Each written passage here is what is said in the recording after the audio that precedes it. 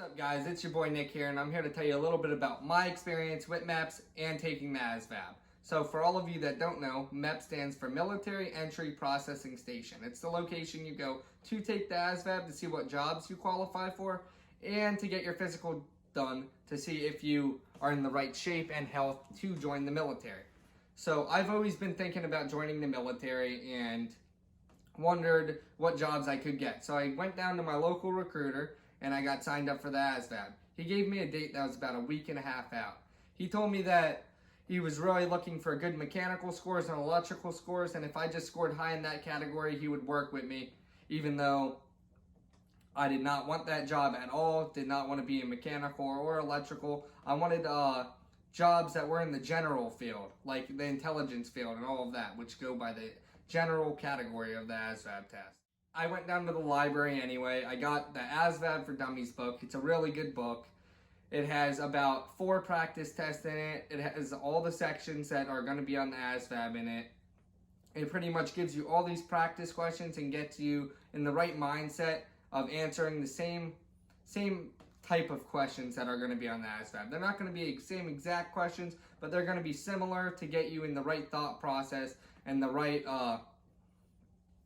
pretty much teach you the right ways of solving the problems that you're going to be seeing on the ASVAB. Just different numbers, letters, different vocab words, and all of that. So I had about a week and a half to study, and then I showed up at Meps. When I first got to Meps, you have to go through security, you have to take your belt off, hat off, shoes off, go in there, and then you turn the corner and there's a couple ladies there, a couple men there that tell you take your phone out of your pocket, put it in a vanilla envelope, and put it in a cubby and go sit down. So then they start calling you up. They make you give them your recruiter's paperwork that the recruiter sent you there with. So then they know your name and all your information. They make you put your finger on a little fingerprint scanner that is going to be used as your way of signing documents from that point forward. They don't make you take out a pen, sign out your name, do all that. They make you scan your finger to sign documents so the process goes faster because they got hundreds of kids going throughout these locations every day. So they make you sit down, then they call you up. So, for instance, my experience, they called up, "Nicholas, where are you at?" I said, "I'm right here." They said, "Come here, Nicholas." They said, "Are you here to take the ASVAB?" I said, "Yeah." They said, "It's not yeah, it's yes, ma'am. Don't ever say yeah again. I am not your friend. Go stand at that on the wall." And I was like, "All right." And at this point, I'm still a civilian. I'm like, what is going on here? It's like they're yelling at kids. They're making kids do this and that. They're treating you as if like you're in boot camp. They're trying to scare you. I guess there's kids there shaking, nervous that they're taking this test. They're nervous. They're failing their physicals, all this and that. So they get you to this room. They bring you to a room that has like 40, 50 computers in it. You line up against the wall. They tell you, all right, when I tell you, you could sit down at a computer and type all your information in. You sit down at the computer, type your information in. There's these dividers in between each computer that pretty much, so you can't look at the other person's computer screen. Not that it matters because it's not the same question, it's not the same information. You're all going for different branches, and some people have 50 questions, some have 30. It's all different categories, different orders for the most part. So this room is extremely cold. My recruiter told me, make sure you bring a jacket. It's going to be extremely cold in there. People are freezing. You get in there, it's about 60 degrees. I, for one, wore a jacket, so I was perfectly fine in that part. But then this test, I would say this test takes anywhere from an hour and a half to 2.5 hours on average, based on how fast you take the test, how fast of a test taker you really are.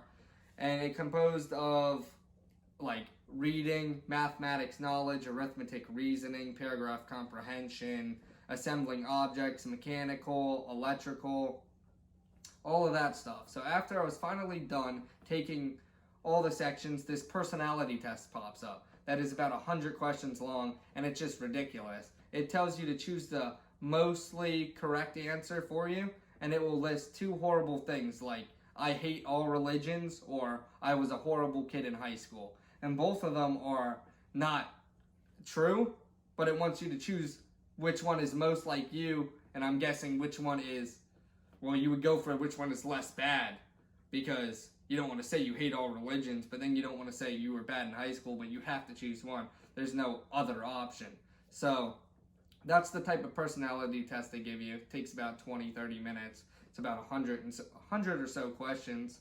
And then after that, you take this cyber test. I don't know if this is for other branches, but for the Air Force, they make you take a cyber test, see if you're good on computers. I, for one, I think I did fairly well on that. I knew more of that than what to put on that personality test. After that, they immediately have your test scores ready. Before the personality test or the cyber test even start, they have your test scores in an envelope. So when you're on your way out, they hand you it. On the envelope, it says do not open until you're at a recruiter. But based on what recruiter you have, I guess it doesn't really matter if you open it or not. Some of them want you to take a photo, send it in, or they want you to wait and bring it to them so you can find out your test scores together. So you get your test scores back immediately, so you know what you're going to score, you know how it's going to be, and you really just want to get a lot of sleep the night before, eat a light breakfast, wear a jacket, and my advice is to definitely study. You don't need too much studying because you're not going to know the questions that are on there. You're just going to have an idea of how the questions are going to be and how they're going to look, like how to solve them, but it's not going to be identical questions. Honestly, the week and a half of studying, I don't think very helped me that much at all. I didn't even have to study to go in for that. But I wanted to be confident at least a little bit, so that's why I did. But if you're going to study, I would recommend not studying for 1.5 weeks like I did. Study for like 1.5 months, 2 months, and you'll secure a pretty good score. I, for one, got a 74 on the test. That's good enough because the highest score that I seen for the Air Force in the intelligence field and in any categories that I was looking up that was enlisted and not for an officer or someone going in with some type of college degree was the highest score needed was a 72. So by me getting a 74, that secured me for many jobs. I actually did go to the mechanical and electrical section because the recruiter told me to do good in that section so that way he would work with me. I did very well in those sections somehow, so I guess the studying did pay off for that week and a half because I had absolutely no knowledge in mechanical or electrical besides the very little bit I knew about computers. And I ended up doing very well in those sections, scoring pretty high to get a lot of electrical and mechanical jobs, but I ended up choosing the intelligence jobs and the ones in the general category for the Air Force. So to sum up the ASVAB, it's extremely important to study, I would say, but you don't have to. You just want to get a good night's sleep. You want to eat in the morning and go in there confident. Definitely say yes ma'am, yes sir. They will yell at you like they did me. And they yelled at a bunch of kids, so it wasn't just me. But just don't be nervous. Go in there. Give it your best shot. And I believe you do get to take the ASVAB test score again if you are going for the Air Force. But if you are going for the Army and you do score high enough for a job, I do not believe they will let you take the test again for at least 6 months to a year. That's just some thought. But ask your recruiter and